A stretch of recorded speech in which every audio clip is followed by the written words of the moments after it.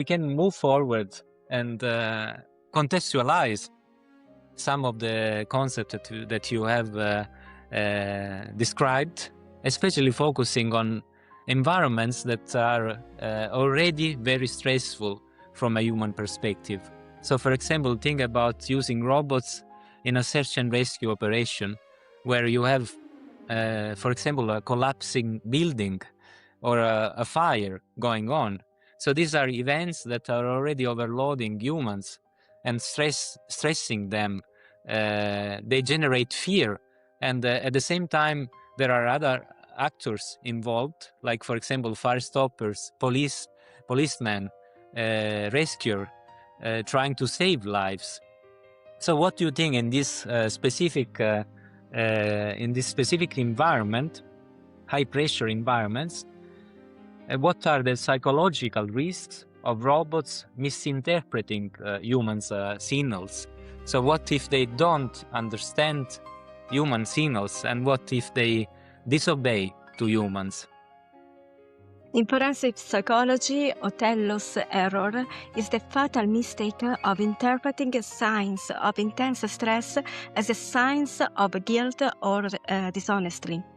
In high-stakes environments like a security checkpoint or an emergency room, a human's psychological signals, for example, rapid heart rate, sweating, fidgeting, are often peaking.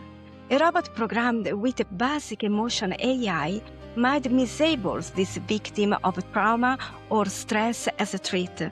We need to build a psychological buffer into this system so they understand that the high arousal does not automatically equal negative intent, preventing dangerous escalations in critical moments.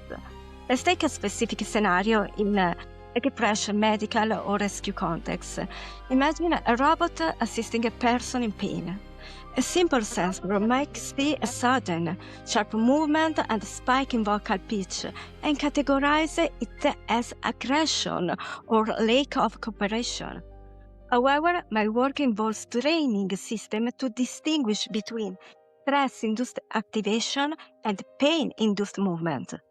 By analyzing the micro-dynamics of the gesture, the tension in the facial muscles versus the reflex of the limb, the robot can understand that the human is in physical agony, not being deceptive or hostile.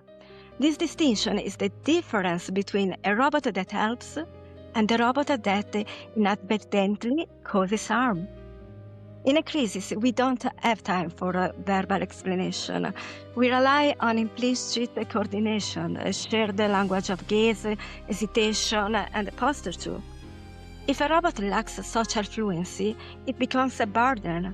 It might move too close, violating social distancing norms during a panic, or it might fail to signal its own intent through pre-movements.